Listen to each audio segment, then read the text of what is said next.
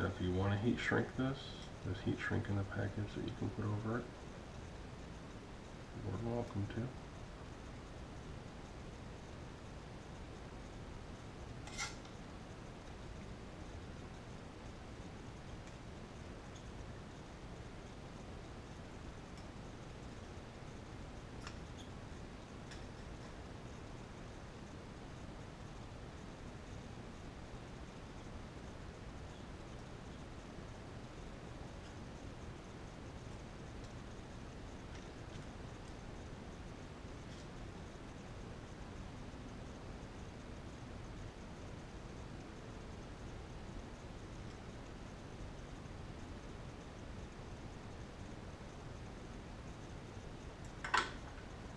There you go. That's the last wire for the entire speaker. Now, the next step is to mount the ribbon, mount the end caps and the brackets, and stuff the speaker. The packaging we gave you guys, it doesn't look like much, but this is going to puff up to loosely fill 2 of these. I recommend you try to get as much of this inside the cabinet as you can. You don't really need to use all of it, but the more the better. So that'll come a little later, but you don't need it quite yet. Okay. Now looking down inside here, you gotta be a little careful now that you got this thing hooked up and the wires are kind of dangling. This is where if you have extra wire, it's convenient because you can move it around and lay it flat on the table, but I don't like using that much wire and stuff.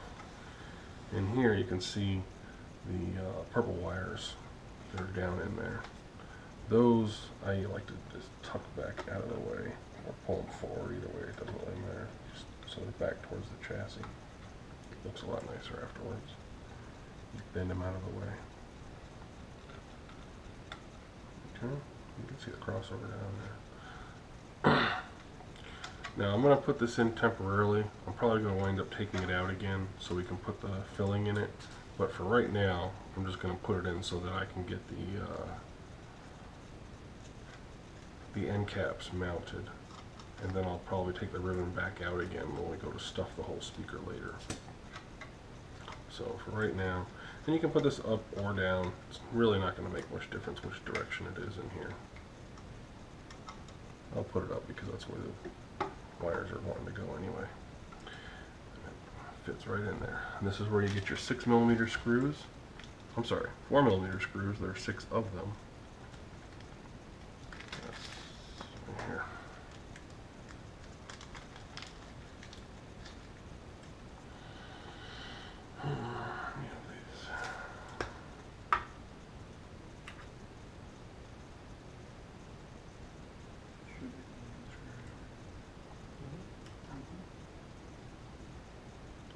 This one. This one. There we go. Okay. Actually, I'm just going to use 2 of them for now. Like I said, I'm just going to do it to hold it in place so it doesn't flop around while I'm working on the rest of it.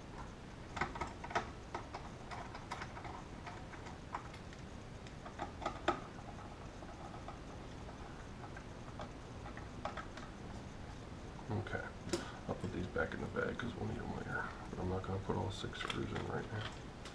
That's just so it'll hold it together while we're working on the rest of it. Alright, once you got all the drivers mounted, wired, everything's done, the next step is the angle brackets that are going to go in and hold the top caps in place. Now there's 8 of these in your kit. You're going to have to be very careful. There are lefts and rights. Okay, you can see when them all stacked together, these 2, the first 2, this spacing is smaller than this spacing. Okay, so you're going to want to make sure you have a set for the top and a set for the bottom. So you take one of this one of this one, and save that for the bottom. And to double check it, if you put them back to back, flat side to flat side, they should line up perfectly. If they don't, you're going to wind up with this.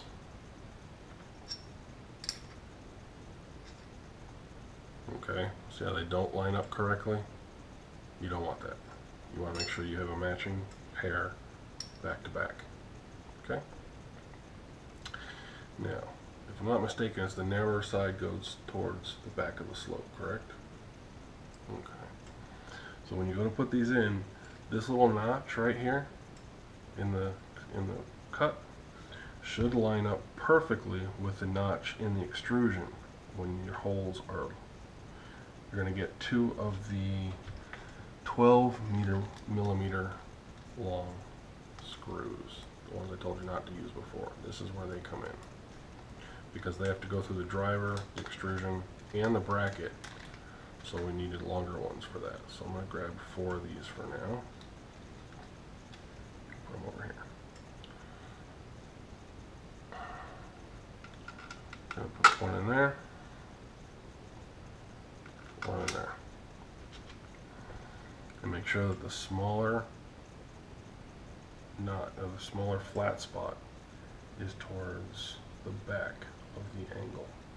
This little notch should line up perfectly with the notch in the extrusion. And here, all you really want to do is get these started. You don't want to torque them down or tighten them yet. You really want to keep everything loose while you're putting this part together. The end caps can be a little tricky. Okay, so basically they're on there, they're loose. We'll do the other side same way.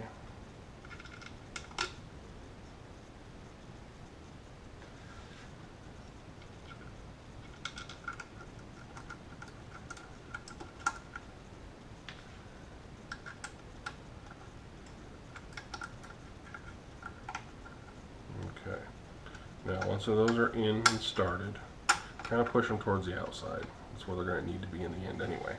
But just for getting all the parts started. Now this is a little bit tricky. I'm going to tell you guys how to determine front and back on these plates, because they are not square. They look square, but they're a little off. It's about 20 thousandths longer in one direction than the other. Because of the skewed angle of the extrusion, they couldn't actually be square. If they were, they'd come up short and wouldn't actually hang over the front and back correctly.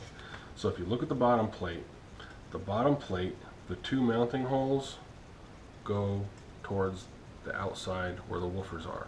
If you've got them front to back, you've got it wrong. So that is the way that the bottom plate goes. Now the top plate is a little bit harder to tell because there are no markings on it, which I probably should have put a little mark on there to determine front. But if you've got both of them, it's easy. Put them down next to each other, and you'll be able to feel, like right now I can tell that this plate is taller than this plate, which means it's the wrong direction. So if I turn it 90 degrees, I can feel that everything lines up into the same size. So knowing that these go side to side, I also know that this is the way this plate goes on there. So it should fit perfectly. And it will, you can force it on both directions, but one way will be tight, one way will be loose. This way it fits perfectly, it just seats itself. This way it's tight, and you can force it down in there, but now it's really tight. Now you gotta pry it off, so make sure you get it the right way. Okay. Now, this is where it starts to get a little bit tricky, and you gotta be careful. Don't cross thread anything, don't strip any screws. If it doesn't go in easily, I recommend you take it apart a little bit, loosen things, kind of jiggle your screws a little bit till you get everything started just right. What you've got to do is you've got to get these holes lined up with these holes, even though these brackets aren't tight yet. Okay, so what I like to do is just push it out towards the outside edge and take your screws and your screwdriver and gently start them.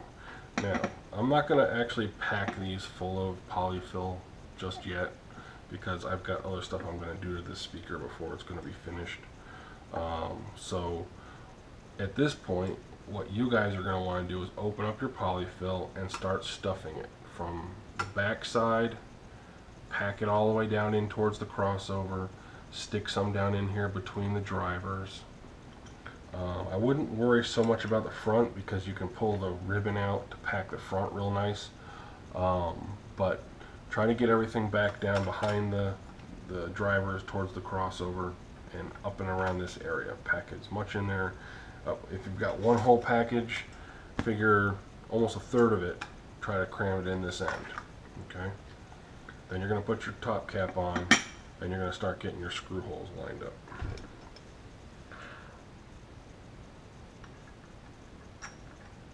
Like I said, just leave everything loose until you've got it started. Once everything's started, everything will start to seat together real nicely.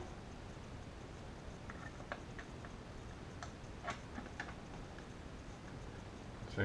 With everything loose, everything fits. Now this bracket, I noticed it was kind of falling in, so I'm going to grab the screw and pull it back towards where it should be to get it started. And it starts nicely. There's nothing to it.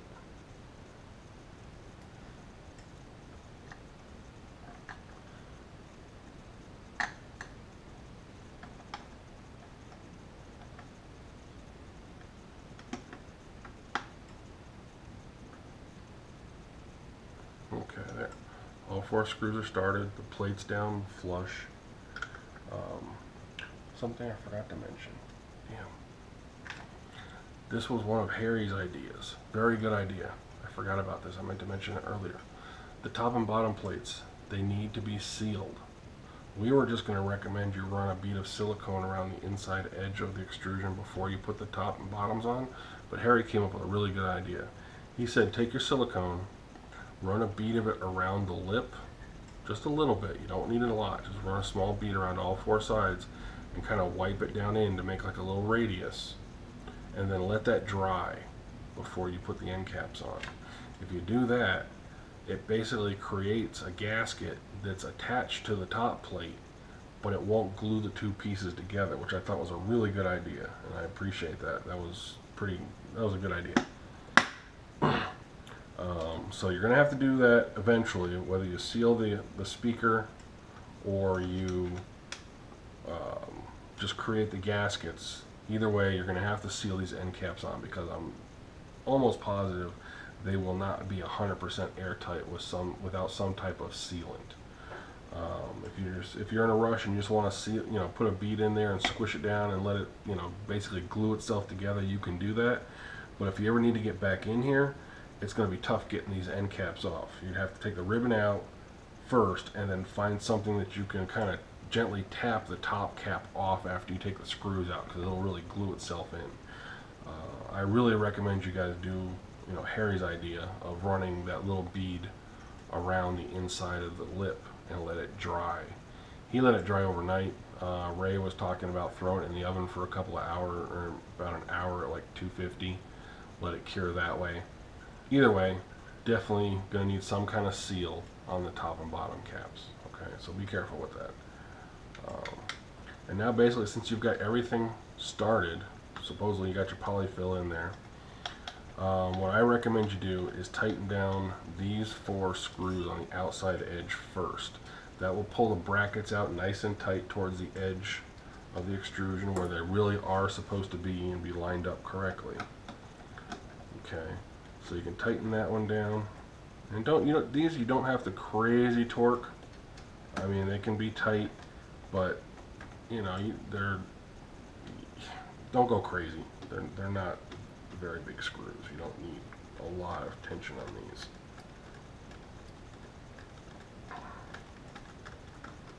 All you're trying to do is make sure that your gasket on the driver pulls in to create a seal around the driver.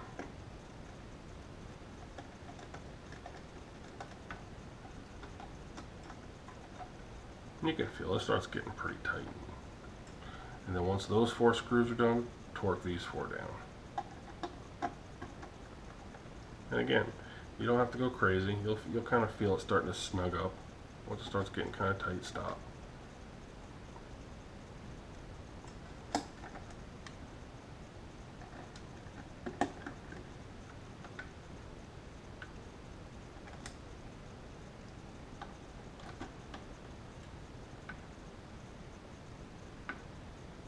You can hear everything inside kind of creaking and twisting and grabbing. Okay, now we're going to do the same thing on the other end. Exact same thing. At this end, you're going to have to put the XLR into.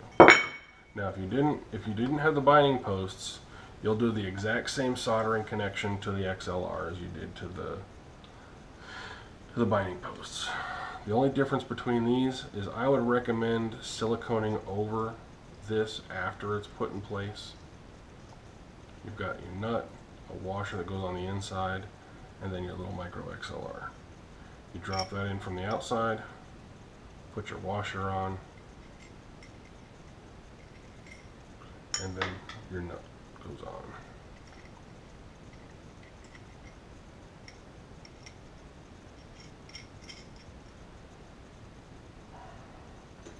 And these little suckers grab pretty good. You just take an adjustable wrench or a socket wrench and torque down on it. And this side really starts to grab right away. So you can really lock that sucker in pretty good. Now, this was not so much a design flaw, but something that I didn't realize when we purchased the parts. It'll be impossible to see without, let me see your phone for a second, turn the light on, so they'll be able to see it through the camera. Light's not working. Your light's not working. Okay, turn yours on. Turn mine on. This XLR connector has a little pinhole that runs all the way through it for whatever stupid reason. I don't know why they did that, but if you look through it, turn the other lamp off just for a second. Can you get to it or not? There you go, you can see it, don't worry about it. You can see it right here. Right there, you can see the light shining through the XLR. And I don't know why they would put a hole in the middle of an XLR or any connector that goes through a chassis. It's kind of stupid if you ask me, but it's there. So regardless of what you do or don't do, you're going to have to silicone that hole. Okay, the black stuff will work perfect. If you really want to go crazy and silicone all the way around the outside perimeter of this, all the way up the threads to the hole, you're welcome to do that too. It doesn't matter. But again, if you have the speaker stands and you didn't get the binding post, or you didn't put the binding posts in the chassis of the speaker itself, these are the terminals you're going to solder to. There's 3 of them. You've got pin 1, 2, and 3, and I believe 3 is the ground, 1 and 2 are positives for positive, negative, and a ground for an XLR connector. You can use any 3 of these. It doesn't matter for this particular situation. It doesn't matter which pins you use. You just have to make sure that your male and female connectors are wired the same. So if you use 1 and 3 here, you need to make sure you use 1 and 3 on your female connector that's going to snap into this later when you plug it into the stand. Okay. Again, it doesn't matter which of the 3 pins you use for what. Just make sure that you know which ones you used so you can copy the same wiring layout on the other connector when it comes time to do that one. Okay. So let's, for fun, imagine we had these wires connected to here instead. You'll just have the top cap sitting here loose with the wires dangling, and you're going to pack this side full of more polyfill. Okay, same thing. Pack it down between these wires. If you know you can get stuff out of the way, you can move this stuff around a little bit. Pack some polyfill down in there. Pack it between the drivers. I wouldn't worry so much about here because again you can pull the ribbon out and pack that in the end. So stuff as much polyfill in here as you can, and you're going to do the same thing. You're going to mount your 2 side brackets, and then you're going to line up your holes and snug everything down. I'm going to do that real quick and probably not talk through it this time, just do it. Okay, again, make sure you've got the right bracket in the right spot. That little notch should line up perfectly when you've got your 2 screw holes lined up. Okay.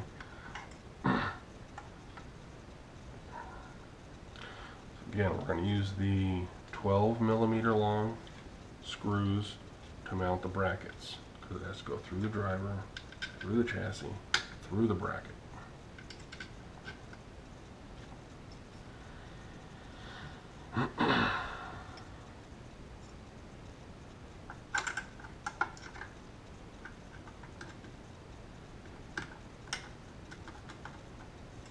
Same thing, just get everything started, make sure everything's loose, you've got some play, you can move parts around, make sure everything lines up nicely.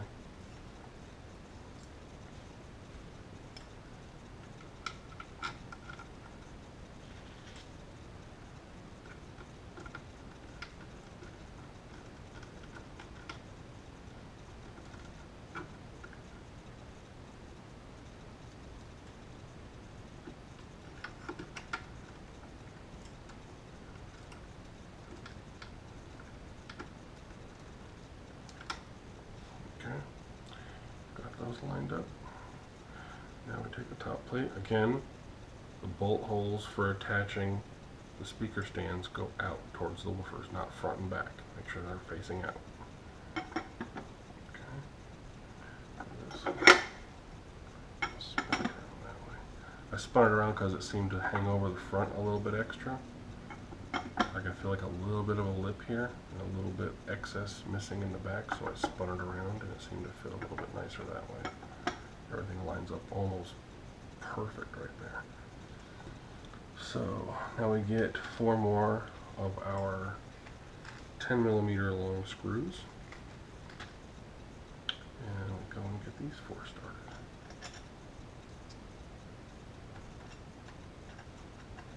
Again, what I did was just pull the bracket out to where it's supposed to be by grabbing the screws out here on the side where the woofer is.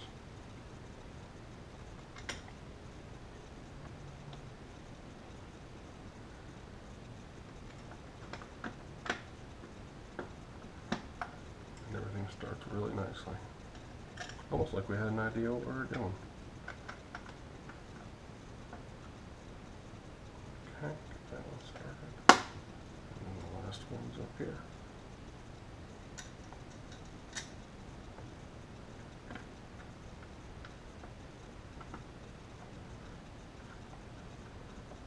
There we go.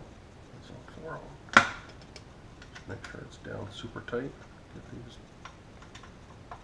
threaded in just a little bit more before we torque down on the outside ones. I'm going to tighten those down first.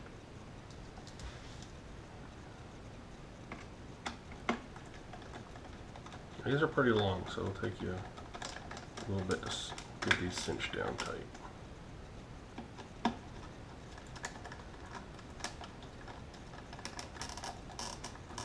You can hear it creaking together, it's so tight.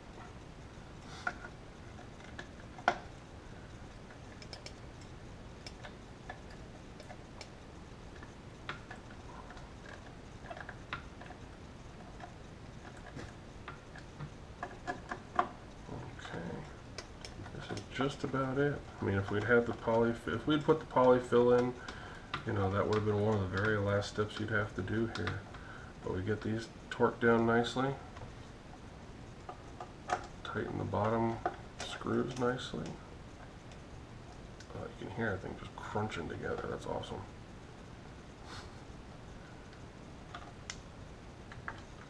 Now the only thing we didn't do yet is put the extra side firing driver screws and the ribbon screws in. Oh yeah, that's nice and tight. So that went together extremely well. Alright, now we'll put the last few screws in the sides. And those are all the 10mm long screws. And these are loose right now. We never torqued those down, so we'll tighten all of these.